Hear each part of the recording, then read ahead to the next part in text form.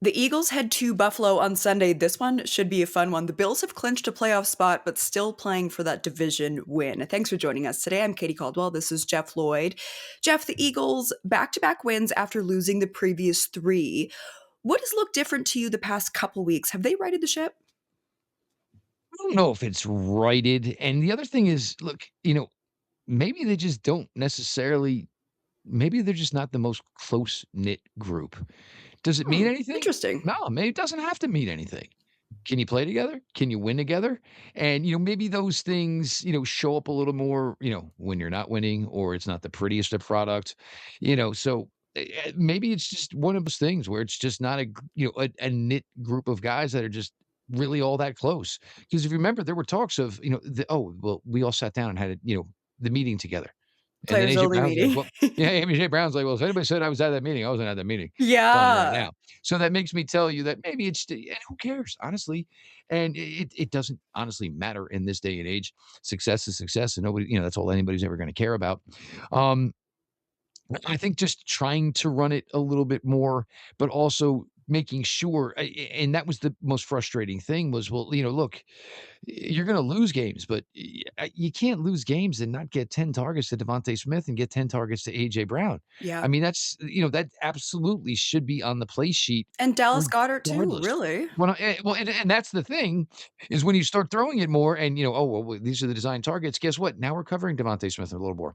Now we're covering AJ Brown a little more. And then there's Dallas Goddard at 6'5", and like, oh my, Mhm. I know I'm wide open because I can't see anybody around me.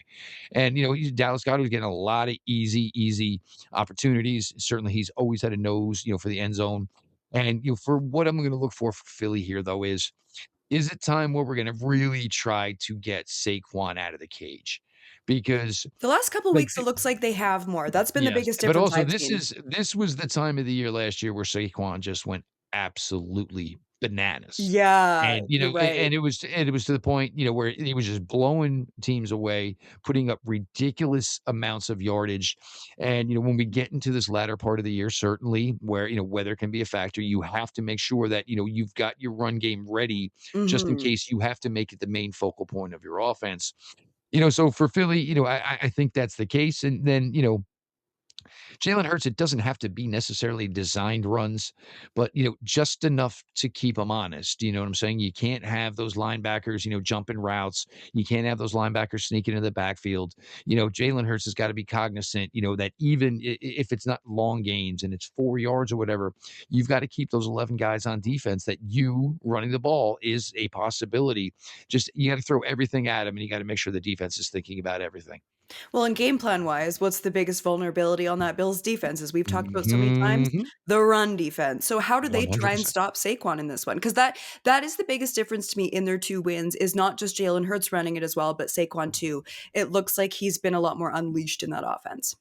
Yeah, and it's interesting, and I guess the biggest thing here is just, the missing of Ed Oliver. Not that they were doing a great job before Ed Oliver went out, Yeah. because, like, their safeties are good. I think the safeties are pretty solid. I think their linebackers are good. I think so what that tells me is they're just getting pushed around and bullied so much up front on that defensive line that, the running backs are getting, a basically huge head of steam, and there's just not much that anybody else on the defense can do about it. Mhm. Start walking players up. I mean, there's different ways you can play nickel. Everybody thinks you just play your traditional small, corner, and he's going to take the slot guy. Maybe play some more Jordan Poyer, play him a little closer to the line of scrimmage. He had a couple of big plays against the Browns on Sunday. I don't think Jordan Poyer is gonna be available in this one. No, Yeah. that's not good. That's not good. Yeah. And we are Well, that's recording certainly not this good. on Tuesday, so keep an eye throughout the week, but that was going to be one of my next questions is what do they do without a guy like Jordan Poyer because they don't necessarily have a lot of depth at that position. Well, it creates a little mystery, right? Mhm. Because this is something that you have film on and something that we've been relying on. So that certainly is going to make it extremely, extremely tough for Buffalo in that Yeah. instance because Poyer was really coming on from them, and that was one of the reasons he was here. It Mhm. wasn't when they brought him in; it was it's definitely later in the year because at his age, you weren't sure how much you were going to get out of him. I think they're generating pretty decent pass rush. Greg Rousseau had a phenomenal week last week against Cleveland, just kind of ate every offensive lineman that they put on top of him. But, if Philadelphia, and as they likely should, you're going to target running the ball here with Saquon Barkley, Yeah. you're just going to have to sell out. And, but the problem with that, and maybe where you can get away with it, though, is the Bills' corners. Benford is good and he's long. Mm. Hairston is good and he's long. So the reason you have these types of corners is obviously there's times where you say, look, I'm going to need you guys to go one on one. Granted, it's AJ Brown, granted, it's Devontae Smith, but you're going to have to go some zero coverage if you want to take away the run. So it's which one is it going to be? Mhm. The game will probably ultimately dictate it, but, you need to keep, Saquon as a chopper of wood as opposed to what we were seeing last year where, you would take a quick peek in and be like, Saquon Barkley's got, wait, 2 carries for 71 yards already? Yeah. But if you keep him at that, 4 yard, 4.2 yards average, Mhm. at least it becomes a game type of situation. So, Buffalo, certainly their work is going to be cut out for them on the defensive side of the ball.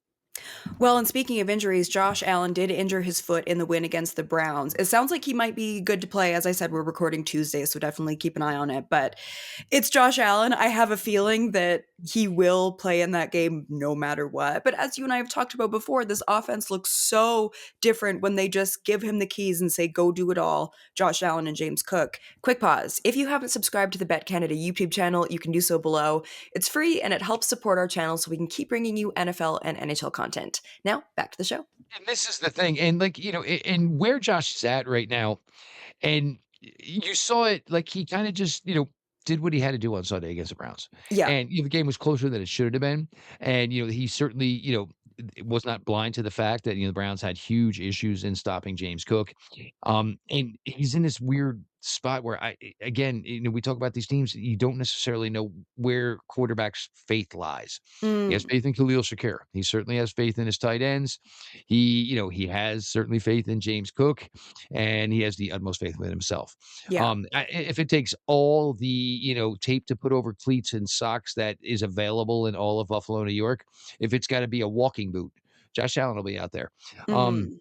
and there is nobody in this league who will put a game or put an offense on himself, on his own back than Josh Allen. Mhm. Whether or not they can pull off the AFC East title, remains to be, seen, but it's really tight. And that's one of the things here, like, because, we were trying to, see which games kind of look like highlights here.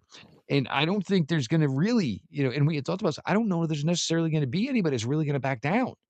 Nobody's Mm, in position where I can sit guys yeah. because, as far as number 1 seeds, nothing's really clinched. Are you satisfied with just winning your division here, Yeah. or do you wanna get a higher seed?